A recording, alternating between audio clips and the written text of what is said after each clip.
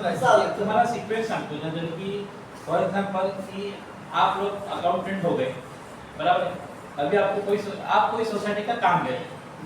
अभी सपोज कि आपको XYZ सोसाइटी ने बोला कि आप हमारा बिलिंग करो, तो आपका पहले स्टेप क्या होगा कि पहले आप उनका मेंबर्स का लिस्ट लेंगे, बराबर। फिर आप सोसाइटी को पूछेंगे कि सर आप इंटरेस्ट कैसा चार्ज करते हो, आप इंटरेस्ट जिनके हिसाब से चार्ज करते हो या पूरे महीने का पूरे बिलिंग पीरियड का चार्ज करते हो, बराबर है। फिर अगर आपके पास आपके हेड्स कौन से मेंटेनेंस चार्जेस है, सिंकिंग फंड है, नॉन म्यूजिक चार्जेस है, व्हाटएवर पार्किंग चार्जेस है, तो आप इतने हेड्स है, तो आप मेंटेनेंस कैसा चार्ज करते हो, आप एरिया के हिसाब से चार्ज करते हो या कैसा चार्ज करते हो, फिर सिंकिंग फंड कैसा चार्ज करते हो, ऐसा आप पहले पूछेंगे उनको, उसके हिसाब से आप डालेंगे। दूसरा मेथड क्या है कि उन्होंने जो डाला वो आप डाल देंगे और उसको आगे आगे आगे जाते जाएंगे, बराबर है। तो अभी इसमें क्या होता है कि आपने एक बार आगे आगे चले गए, कल उठ के अगर सोसाइटी ने डिसाइड कर दिया कि मेंटेनेंस चार्जेस जो अभी 500 रुपीज़ है उसको आपको 700 है, तो फिर से आपको सब लोगों का करना पड़ेगा। तो ये अवॉइड करने के लिए हम लोग एक स्मार्ट वर्क करें कि ये हम लोगों ने कैसा डिसाइड किया है, हेड कैसे डिफाइन किए हैं, वो पहले हम लोग देखते हैं, तो उसके हिसाब से हम लोग एक बार सेट करके रख देते हैं, तो ऑटोमेटिक फिर कुछ भी हो गया तो एक जगह पे हमने सेट कर दिया कि मेंटेनेंस 500 की जगह 700 कर दिया, ऑटोमेटिक उसका इफेक्ट सब लोगों को आ जाएगा। बट आगे वाले बिल पीछे जो ऑलरेडी प्रोसेसर्स हो चुका है उसके ऊपर कुछ भी नहीं जाएगा, ठीक है। तो ये वही सेटिंग है कि आप इनिशियली जब सोसाइटी लेंगे तो सोसाइटी में आप इंटरेस्ट कैसा चार्ज करेंगे। कभी कभी क्या होता है कि सिंकिंग फंड वगैरह जो है वो आपका कंस्ट्रक्शन कॉस्ट के ऊपर लेते हैं, बराबर है। अभी कंस्ट्रक्शन कॉस्ट आपको कहाँ पे डालनी है, तो आपको यहाँ पे कंस्ट्रक्शन कॉस्ट डालनी है, आपने एक बार यहाँ पे डाल दिया ऑटोमेटिक आपका सिंकिंग फंड आ गया। कल उनके कंस्ट्रक्शन कॉस्ट चेंज कर दिया, आपको एक ही जगह पे करना है, सब जगह पे करना नहीं है। तो ये बहुत इंपॉर्टेंट है कि आपका सोसाइटी का सेटिंग कैसा करना है, उसके बाद में जो आएगा हेड का सेटिंग वो कैसा करना है। तो दो स्ट्रीम जो है वो वेरी इंपॉर्टेंट है। उसके बाद में तो सब आपका जो कॉमन ये है अकाउंटेंट, सब लोग अकाउंटेंट है, सबको अकाउंटिंग मालूम है, डेबिट क्रेडिट सबको मालूम है, तो उसमें ज़्यादा टाइम लग जाएगा। नहीं तरी पण वापर सगळ्यांना माहिती असतं ना की पैसे आले पैसे गेले, ये रिसिप्ट है, ये पेमेंट है। तो ये भी हमने ऐसा डिजाइन किया है कि जो अकाउंटेंट नहीं भी रहेंगे तो भी कर पाएंगे। हमारे यहाँ पे खारघर में एक सोसाइटी है, उन्होंने सॉफ्टवेयर नीचे ही लगा दिया है इसका, जो भी टैक्स अपना सिक्योरिटी वाला टैक्स कलेक्ट करता है सॉफ्टवेयर में एंट्री करता है और उनको रिसिप्ट मार के बड़े फ्लैट मेंबर को देता है, और वो जो रिसिप्ट है चेक जो है तो चेक बैंक में डिपॉजिट कर वॉचमैन ये काम करता है। क्या बात, क्या बात सर, लेकिन वो चेक बाउंस हो गए तो एक बात समझ आप रिवर्सल सब्जेक्ट टू रियलाइजेशन है, subject to realisation everything subject to realisation, तो आप इसे नहीं कर सकते। हां देखो सॉफ्टवेयर राजन आप आप भी बताइए।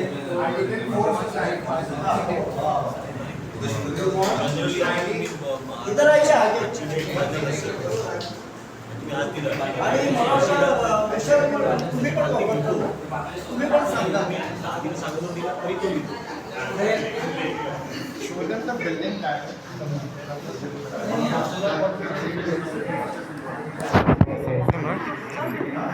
नाही ठीक आहे। अगोदरचं का उडायला कळलंच नाही, अगोदरचं व्हिडिओ रेकॉर्डिंग मोडून दिलं काय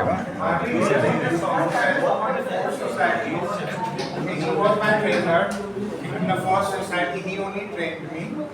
So it's very easy and very interesting. And the heads में अपने को खाली क्या है, पहले जैसे बिलिंग होती है, ओके एक बिल खाने को पहले बता दो तो उनका हेड समझ ऐसे इसको समझ नहीं है। हाँ एक बिल देखा होगा तभी बिल you want standard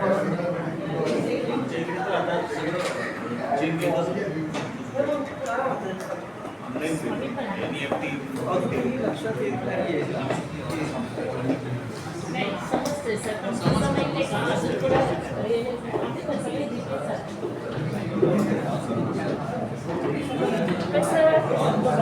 आता काही लोक बाहेर असतात ते आपल्या इकडे ते एका वर्षाचं पूर्ण पेमेंट करतात, मेंटेनन्स चार्जेस काय जो असेल ही ऑप्शन आहे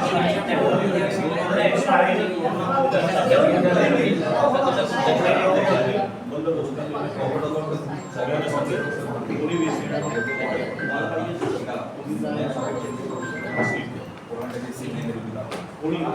ॲडव्हान्स पेमेंट पण असेल ना सब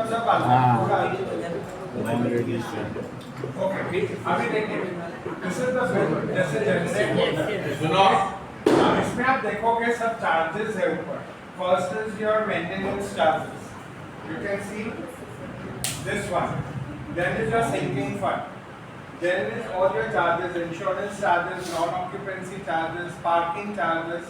Now certain charges are which are fixed. For example, maintenance charges सबको common होता है, तो वो एक proper data है जो सबको ही जाएगी. Then comes your sinking fund. Sinking fund according to area charge होता है in the building. 1 bedroom or 2 bedroom or depending, it's charged on area. So this हर बार अपने को सेट करना पड़ता है. इसके लिए इन्होंने आपको मास्टर है जो पहले बताया स्क्रीन, वहाँ पे एक बार आप सेट कर दोगे अमाउंट, वो अमाउंट डायरेक्टली इसमें रिफ्लेक्ट होता है. पार्किंग चार्जेस, किसी के पास पार्किंग है, 2 पार्किंग है, बाइक है, वो सब इसमें एक बार आप हेड्स में सिलेक्ट कर लोगे ऑटोमेटिकली इसमें जनरेट होते जाएगा. So this is what are the heads he was saying. अभी हर एक सोसाइटी में अलग अलग हेड्स होते हैं. Maintenance, sinking fund, major repair, ये सब कॉमन है, बट डिपेंडिंग दूसरे भी हेड्स होते हैं, तो वो सब हेड्स इधर ऐड होते जाते हैं. तो वो फर्स्ट स्क्रीन जो उन्होंने बताई, दैट इज पहले आप उसमें सब फीड कर लो. एक बार आपने उसमें फीड कर दिया, फिर खाली आपको मंथली कैरी ओवर हेड्स वो बता दो इनको. हमने आपको जो स्क्रीन दिखाया वो ये सोसाइटी मास्टर का स्क्रीन, बराबर. अभी यहाँ पे दिखा है ओल्ड आउटस्टैंडिंग 11,262 ओल्ड इंटरेस्ट कुछ नहीं है. अभी ये जो इंटरेस्ट आया हुआ है 581, ये कैसा आया हुआ है 581? तो उसके लिए हमने वो जो अलग अलग ऑप्शन दिखाए ना, इंटरेस्ट ऑन फुल पीरियड, अगर एक दिन भी डिले हुआ ड्यू डेट से तो भी पूरे महीने का या क्वार्टर का जो भी आपका बिलिंग पैटर्न है उसके हिसाब से पूरा चार्ज हो जाएगा. अगर ये आपका दिन के हिसाब से है तो ये दिन के हिसाब से आया रहेगा. तो इससे ये अलग अलग ऑप्शन है. तो इसके लिए ये इंटरेस्ट कैसा अराइज हुआ, इसके लिए हम लोग को पहले वाला स्क्रीन दिखा है, that is the master screen. समझ गए सबको, ये तो आपको इजीली समझ में आ जाएगा. अभी ये भी कैसा सेट करना है तो भी अभी हम एक बार दिखा देंगे.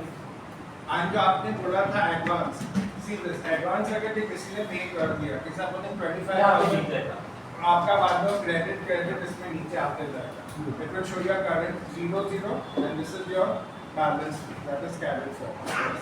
And नीचे फिर receipt आती है automatically, that's generated.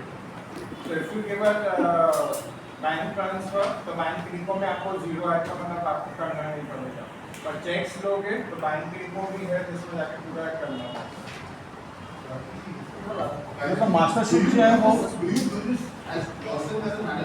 Yeah, he was a trainer. He taught me everything. No one. I do everything on my own. I make the final balance sheet also from this. So there is no accountant. No accountant. There is manager and there is software and also there is an We accountant. just have a CA and auditor. That's There is it. an accountant who comes on monthly or bi-monthly basis and does this entries in many societies. Yeah, I know. That's what I'm saying. There is a manager, there is an accountant who comes bi-monthly and there is a software. So that's what I'm asking you. So No. I practically do it. I can show you with the IDs how all the societies are handled. And it's all handled by me. जैसा मैंने पहले बताया कि कोई society में एक ही आदमी रहता है, he is a sole owner of the district. वही मैनेजर होते हैं, वही अकाउंटेंट होते हैं. कोई सोसाइटी में मैनेजर अलग होते हैं, अकाउंटेंट अलग होते हैं. जब अकाउंटेंट इसमें आके काम करेंगे तो उनको सिर्फ अकाउंटिंग के फीचर्स ही दिखेंगे. मैनेजर काम करेंगे तो उनको मैनेजरियल फीचर्स ही दिखेंगे. ऐसा है.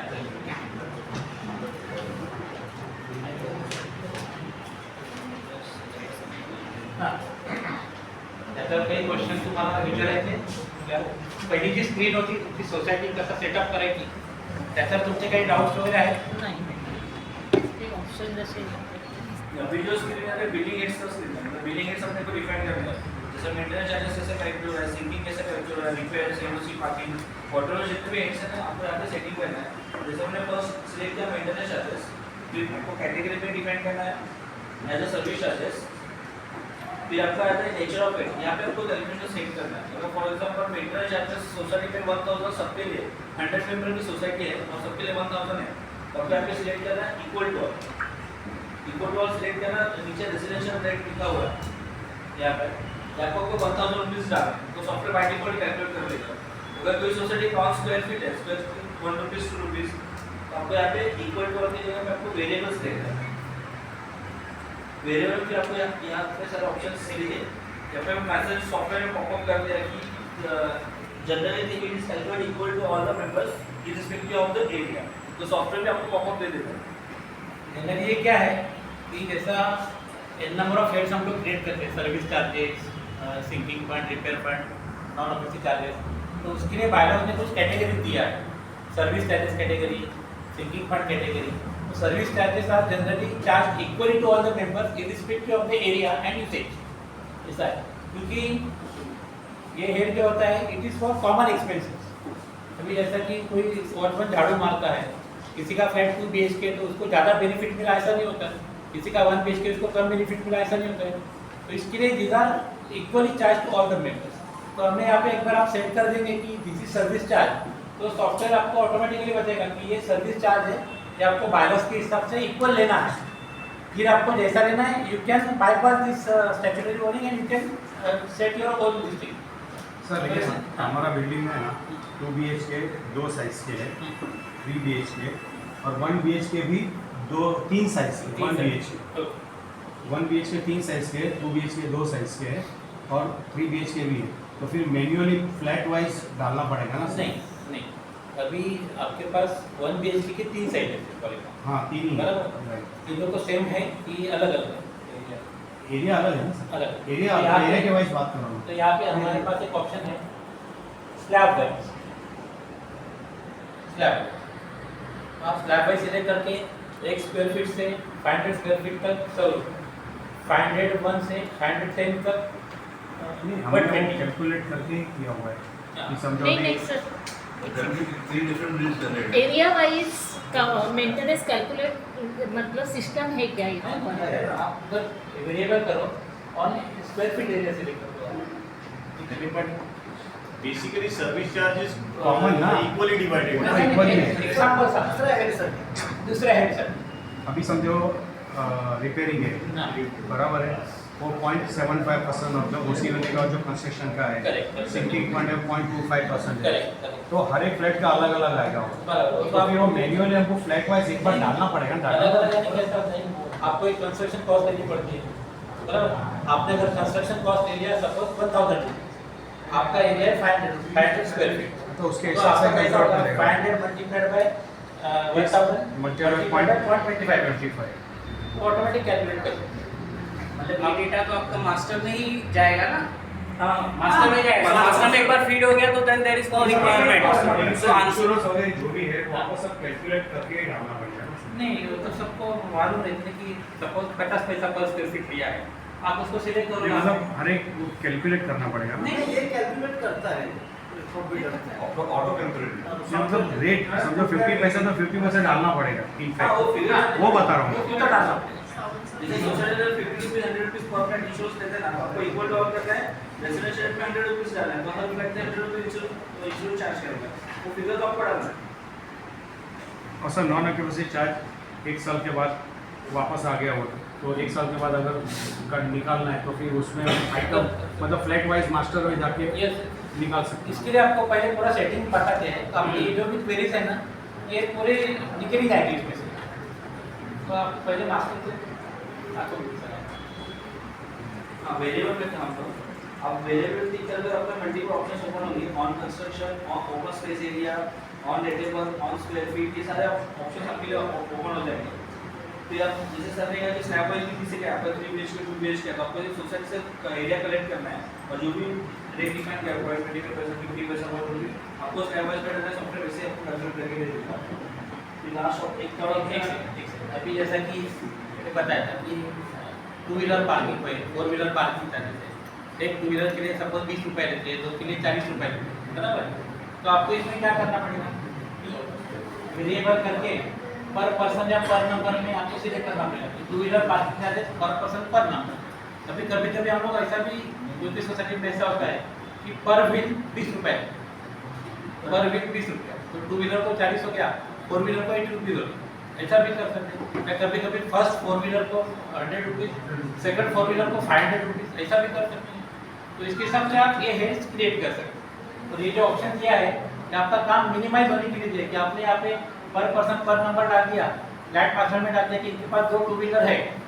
अभी अगर उन्होंने एक पे किया तो आप सिर्फ एक करना है, अगले महीने से ऑटोमेटिक एक का ही चार्जेस लग जाएगा। तो इसके लिए ये सेटिंग बहुत जरूरी है। मेरा डायरेक्ट कैलकुलेशन मतलब इसका कुछ भी कैलकुलेशन नहीं है सोसाइटी के पास। हर एक फ्लैट का अलग अलग फिगर्स आते हैं। फॉर एग्जांपल 100 फ्लैट्स है, 100 फ्लैट के अलग अलग फिगर्स आते हैं।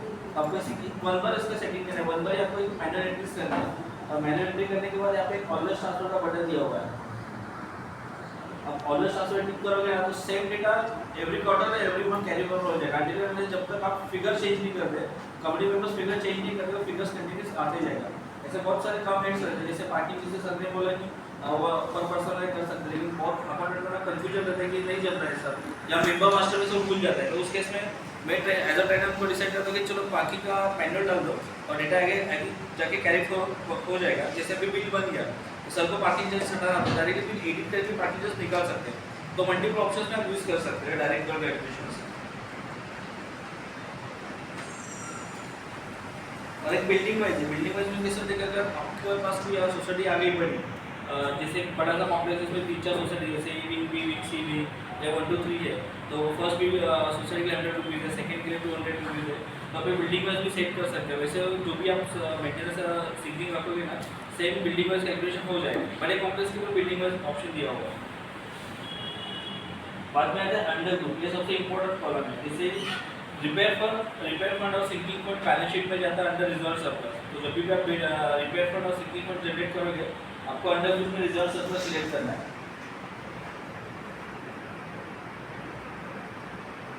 रिजर्व सरप्लस जब भी आपका बिलिंग प्रोसेस करोगे, by default posting balance sheet में जाएगा, तो बैकएंड में बैलेंस शीट में जाएगा अंडर रिजर्व सरप्लस में।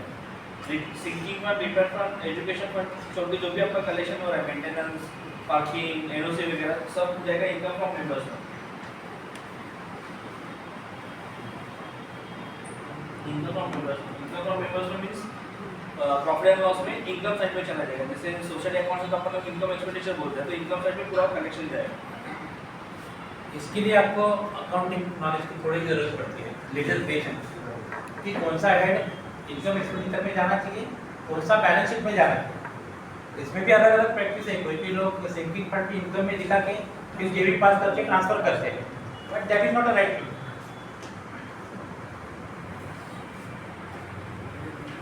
Sir donation and transfer charges है, उसका भी यहाँ पर ऑप्शन है। हाँ, डोनेशन वो डायरेक्ट रिसिप्ट में आता है, जनरल रिसिप्ट में आता है।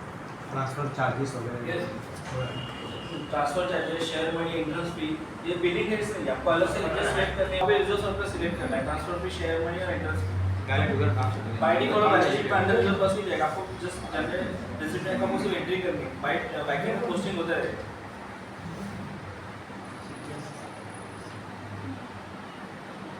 कॉमन अनकॉमन में आपको सिलेक्ट करना है कॉमन। अभी कॉमन अनकॉमन का मीनिंग क्या होता है कि जैसे कॉमन में सबके लिए एप्लीकेबल है, अनकॉमन में एनओसी के लिए यूज होता है मोस्टली। एनओसी और मार्किंग के लिए, NOC non automatic charges, NOC किनको चार्ज होता है, जो फ्लैट रेंट में है उनको ही चार्ज होता है।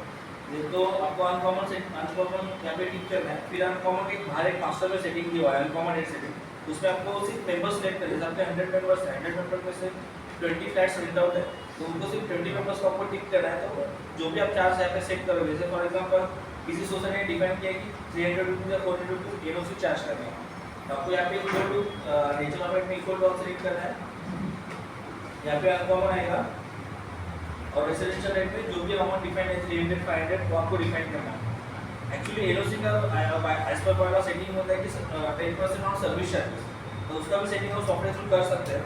यहाँ पे ये वाला कि इक्वल टू ऑल ही आएगा और मल्टीपल रेट्स आपको टिक करना है, और यहाँ पे टैक्स बटन पे टिक करना है। और 10% है तो आपको रेसिडेंशियल रेट में 10 डालना है, परसेंट सिंबल किधर भी नहीं डालना है आपको। और जैसे कि 10% होता है जो अपना मेंटेनेंस चार्जेस पे आता है, सिंकिंग और रिपेयर फंड छोड़ के जितने भी आपके हेड्स होंगे ना, उस हेड के ऊपर 10% ऑफ एनओसी चार्ज हो जाता है। ये भी आपको सोसाइटी की प्रैक्टिस देखनी है कि प्रैक्टिस कैसा हो रहा है, आप सेटिंग कर सकते हैं।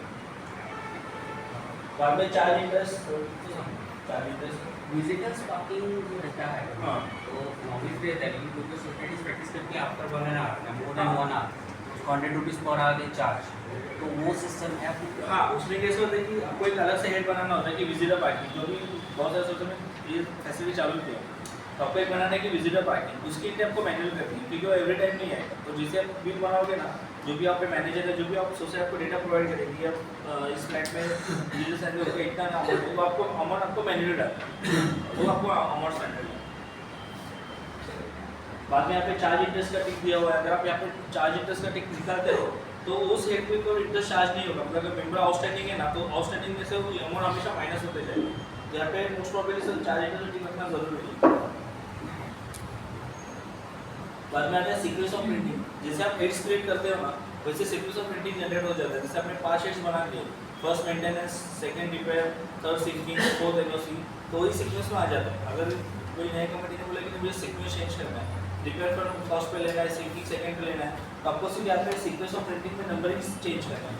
तो जैसे आप अभी रिपोर्ट देखा ना, उसमें sequence by default he change होते हैं। और रेजिडेंशियल लिमिट, कमर्शियल लिमिट, जहाँ पे जीएसटी बिलिंग होता है वहाँ पे वो लिमिट आपको डालना पड़ता है 7500, वो जीएसटी बिलिंग की आपको लिमिट सेट करना है। जीएसटी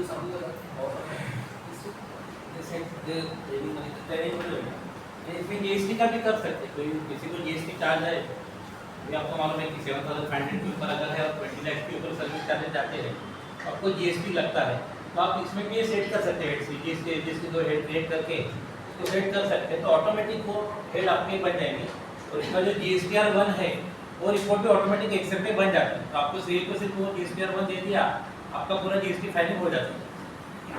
तो उसमें फिर जब जीएसटी इंटरेस्ट पे नहीं कर रहा है तो जीएसटी पे भी इंटरेस्ट लग रहा है कि नहीं? इंटरेस्ट के ऊपर जीएसटी नहीं, वो तो इंटरेस्ट में हमें लग रहा है, but GST when a person is member is not paying लगेगा। वहाँ पे इसे उतना ना इंक्लूड इंटरेस्ट करेंगे आप यहाँ पे, तो इंटरेस्ट के ऊपर भी जीएसटी चार्ज हो जाएगा।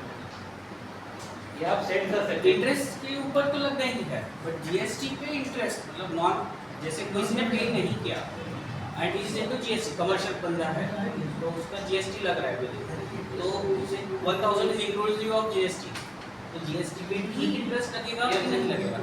प्रिंसिपल अमाउंट का ये it is considered as principal amount and इसके ऊपर भी इंटरेस्ट चार्ज। ठीक क्वेरीज कुछ हेड मास्टर में ये इंपॉर्टेंट पार्ट है। सोसाइटी सेट करने में हेड मास्टर इंपॉर्टेंट है, सोसाइटी मास्टर इंपॉर्टेंट है। यहाँ पे अगर आपका सेटिंग गलत हुआ तो आपका बिल आपका रॉन्ग हो जाएगा। ये इंपॉर्टेंट सेटिंग है, सिंपल है, आपको अभी फर्स्ट टाइम बहुत डिफिकल्ट लगेगी। एक बार आप एक भी सोसाइटी सेट करोगे ना तो एकदम इजी है। सर एक मिनट, अगर ये सॉफ्टवेयर सोसाइटी को देना है तो आप सोसाइटी में आके एजुकेट कर सकते हैं। डेमोन्स्ट्रेशन होता है। बस आपने भी लिया अकाउंटिंग पर्पस के लिए, तो आप इधर पे आके हम लोग ट्रेनिंग देते प्लस हमारा सपोर्ट दे रहे थे कि अभी हमने ट्रेनिंग तो दे दिया, ट्रेनिंग में सब समझता है, और सब लोग जब आ जाते हैं तो अरे अभी कैसा करना है, उस टाइम आप कभी भी हमारे सपोर्ट सेल को फ़ोन कर सकते हैं, तो वो आपको फिर से ऑनलाइन देखिए भी बता देंगे, फ़ोन पे भी बता टेस्ट पे भी अवेलेबल है। सर आता हे ऑडिट पर्पज जे होणार तर ते कसं काय मग final auditor master step by step सगळं जाऊ। मास्टर वापर याच्यावर ना स्पीड अप करतो। What is the cost of software? Cost of software and cost बताते हैं। कैसा है कि नॉर्मल कॉस्ट अलग होती है। अभी हमने ये क्लासेस में आए तो डेफिनेटली आपको डिस्काउंट से डेफिनेटली कंसेशन देंगे। तो नॉर्मल कितनी हो तो बताइए। अभी ऑनलाइन में कैसा है कि जैसा अकाउंटेंट जो रहते हैं उसमें 2 टाइप्स हैं कि एक तो हम लोग आपको पर सोसाइटी बजट पे करते देते हैं, या एक कैपेक्स मॉडल करके हमारे पास है कि आपने बताया कि हमको हमारे पास इतना सोसाइटी आने वाला है, तो आपको एक लमसम कॉस्ट में देते हैं, फिर उसके ऊपर आके एएमसी रहता है। ऐसा अलग अलग जैसे क्लाउड बेस्ड क्लाउड। हमारे पास ऑफलाइन वर्जन भी है जो विंडोज बेस्ड एप्लीकेशन। हाँ, अगर आप स्टार्टर हो तो आप विंडोज बेस्ड एप्लीकेशन में भी जा सकते हो, तो जिसमें क्या होगा कि आपको हम लोग इंस्टॉल करके दे देंगे, आप उसमें आपका सोसाइटी क्रिएट करो, आप बिलिंग करो, अकाउंटिंग करो, उसमें भी मेल का फैसिलिटी है, उसमें भी व्हाट्सएप का फैसिलिटी है। सिर्फ क्या होगा कि वो आपको मशीन पे ही चलेगा, वो मशीन या लैपटॉप जहाँ पे डाला है उधर ही चलेगा। फिर उसमें आपका रिस्क क्या है कि बैकअप आपको लेना है डेटाबेस का। सॉफ्टवेयर तो हम अब कुछ प्रॉब्लम हो गया तो सॉफ्टवेयर आपको 2 मिनट में डाल के दे देंगे, बट आपने जो एंट्री किया है वो बैकअप आपको रखना पड़ेगा। वो अगर नहीं रखा तो फिर आपको sir problem every day before मतलब end of the day sync करना ही है। Backup not necessary. आपने जब भी काम किया उस टाइम बैकअप लेकर रखो। पण असं या सॉफ्टवेअर तो ऑटो जनरेट नहीं होता backup every week every hour offline में फैसिलिटी उसको क्रोम में ऑनलाइन ये हो सकता है क्या? Windows में